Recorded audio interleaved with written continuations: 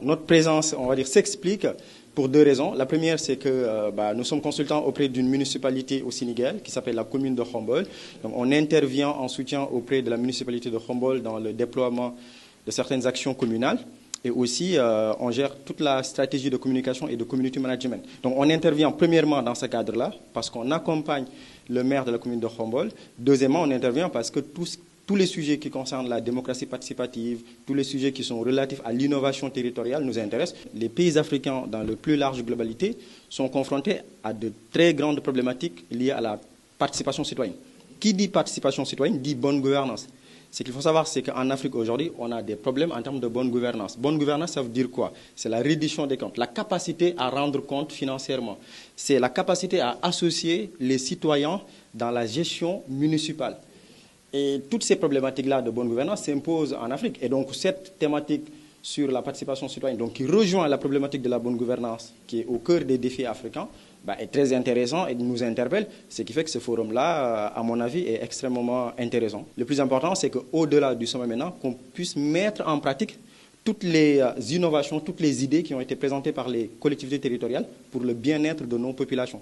La démocratie existe que parce que les citoyens ont décidé à un moment donné de déléguer une partie de leurs compétences à des élus. Donc ces élus-là doivent être dans la proximité, ces élus doivent être dans la responsabilité, ces élus doivent être dans l'accessibilité. Et donc voilà, j'espère qu'on aura tiré de très très grandes leçons à la fin de ce forum.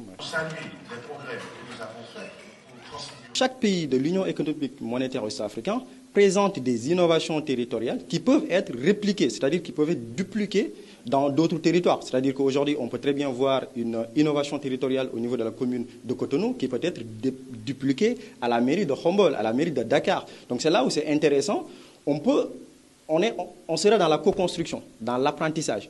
Et je pense que ce forum-là, c'est là où il peut intervenir. Derrière, il y a des problématiques quand même qui dépassent, on va dire, des maires et des collectivités territoriales. Ce sont des problématiques qui concernent davantage l'État central. Je suis fondateur d'une société de conseil, donc je suis basé à Lyon. Et ce qu'on a appris en France, on s'est dit à un moment donné, on va venir mettre nos connaissances, l'expérience internationale qu'on a acquise en France, en Europe d'une façon générale, au service des peuples africains.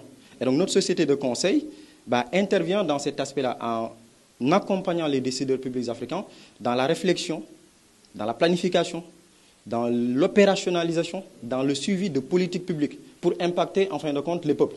C'est ça notre rôle. Donc de soutien aux décideurs parce qu'en fin de compte, quelquefois il y a des ressources humaines. Je le dis quand même avec une grande modestie parce qu'aujourd'hui en Afrique il y a une ressource humaine de qualité, mais ce n'est jamais de trop d'avoir une ressource humaine qui a une expérience internationale et qui vient la mettre au service des peuples africains. Et donc, c'est aujourd'hui l'ambition qu'on a de proposer des solutions de conseil, d'accompagner les décideurs publics dans le déploiement de certaines politiques, on va dire communautaires, des politiques étatiques, nationales, parce que les consultants ont un œil externe. Ils vont venir apporter leurs connaissances à des structures publiques pour que la structure puisse gagner en efficacité et en efficience. Donc on va s'inscrire dans une dynamique de ce qu'on appelle le nouveau management public. C'est-à-dire, nous sommes des consultants qui avons une expérience dans le privé.